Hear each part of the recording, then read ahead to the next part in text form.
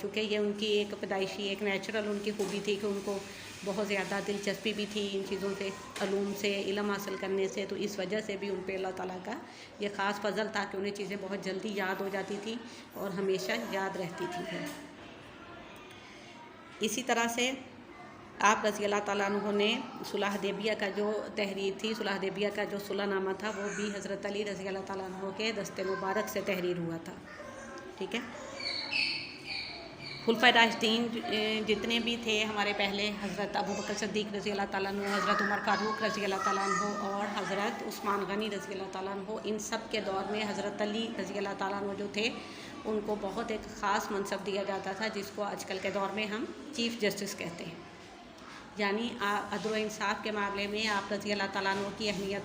کی رائے کو اس قدر اہمیت دی جاتی تھی کہ سب سے بڑا جو رینک یا جو عہدہ ہوتا ہے عدالت کا یا فیصلے کرنے کا، وہ تینوں خلفائے راشدین کے دور میں بھی حضرت علی رضی اللہ تعالیٰ عنہ کے پاس ہی تھا۔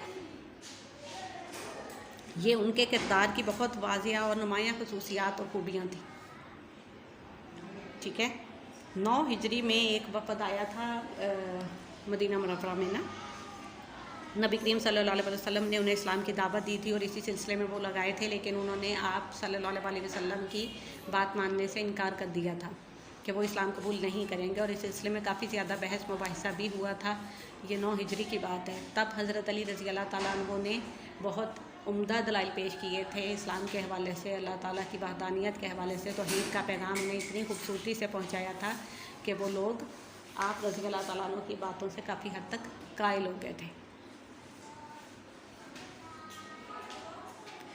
ایک دفعہ نبی کریم صلی اللہ علیہ وسلم نے حضرت علی اور ان کے پورے جو خاندان تھا ان کو بلایا، ٹھیک ہے، اپنے پاس۔ خاندان میں کون لوگ شامل تھے حضرت علی کے؟ بیٹا حضرت فاطمہ رضی اللہ تعالیٰ عنہ ان کی زوجہ تھیں، حضرت امام حسن اور حضرت امام حسین رضی اللہ تعالیٰ عنہ ان کے صاحبزادے تھے، یعنی یہ حضرت علی کا خاندان تھا۔ ان کو بلایا نبی کریم صلی اللہ علیہ وسلم نے، اور پھر آپ نے اللہ تعالیٰ سے فرمایا تھا کہ اے اللہ تعالیٰ یہ میرے اہل بیت ہیں۔ کہا نہیں جاتا کہ اہل بیت سے محبت دین کی ایک بہت اہم بنیادی ایک شرط ہے، تو یہ اہل بیت یہی خاندان ہے، حضرت علی رضی اللہ تعالیٰ عنہ کا خاندان ہے۔ اس میں یہ کتنے افراد شامل ہیں؟ 5 افراد شامل ہیں بیٹا، نبی کریم صلی اللہ علیہ وسلم اور پھر آگے ان کی اولاد۔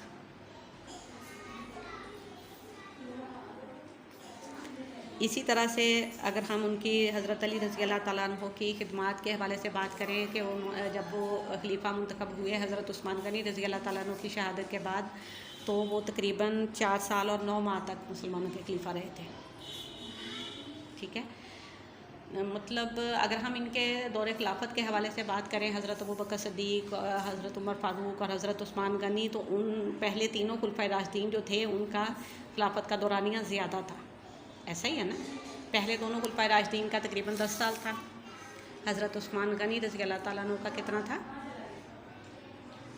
تقریباً 12 سال، اور سب سے کم عرصہ تک خلیفہ جو رہے تھے وہ حضرت علی رضی اللہ تعالیٰ عنہ رہے تھے، لیکن اس عرصے میں انہوں نے اس قدر بہترین خدمات سر انجام دی تھیں اسلام کے لیے، اتنی دور اندیشی سے اور اتنی حکمت عملی کے تحت انہوں نے اپنی جو لیڈرشپ تھی اس کو کیا تھا، اس طریقے سے رہنمائی کی تھی مسلمانوں کی کہ مسلمانوں کو نہ صرف طاقت اور قوت حاصل ہوئی تھی بلکہ بہت وسیع رقبے پر اسلام بھی پھیلا تھا، کیونکہ آپ رضی اللہ تعالیٰ عنہ کا عدل و انصاف، آپ کی سچائی، آپ کی دیانتداری، آپ کی بہادری اس قدر مشہور تھی ارد گرد کے علاقوں میں کہ لوگ بہت جلدی ان کے کردار سے متاثر ہوتے تھے، اور بہت تیزی سے اسلام جو تھا وہ پھیلا تھا، اور بہت سے لوگوں نے، بڑی تعداد میں لوگوں نے آپ رضی اللہ تعالیٰ عنہ کے دست مبارک پر اسلام قبول کیا تھا۔ اگر ہم ان کے شعبوں کی بات کریں کہ انہوں نے کون کون سے اہم جو ہیں وہ کام قائم کیے تھے، جیسے کہ حضرت عثمان غنی کے حوالے سے ہم نے بات کی، پھر حضرت عمر فاروق کے حوالے سے بھی بات کی تھی کہ عدالت کا نظام ان کے دور میں قائم ہوا تھا، ٹھیک ہے۔ اسی طرح سے حضرت علی رضی اللہ تعالیٰ عنہ نے پل تعمیر کیا تھا دریائے فرات کے کنارے پر، دریائے فرات پر ایک پل تعمیر فرمایا تھا آپ نے، پھر اس کے علاوہ قلعے اور مساجد بہت بڑی تعداد میں آپ رضی اللہ تعالیٰ عنہ کے دور خلافت میں تعمیر ہوئی، جس سے بھی اسلام کو بہت زیادہ قوت اور بہت زیادہ وسعت ملی تھی اسلام کو، اور اس کے علاوہ آپ نے بیت المال کی حفاظت کا بھی اہتمام فرمایا تھا۔